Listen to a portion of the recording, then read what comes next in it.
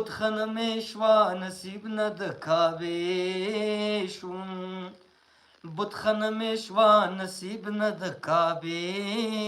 شوم. بیتونه ډیر دي خو سخت خواندر کوي حمزه او بشیر دا خو اخري بیت ته ټولو ملګرو ته ډالۍ وي چې زه حمزه د خوشحالۍ نشوم لرې زه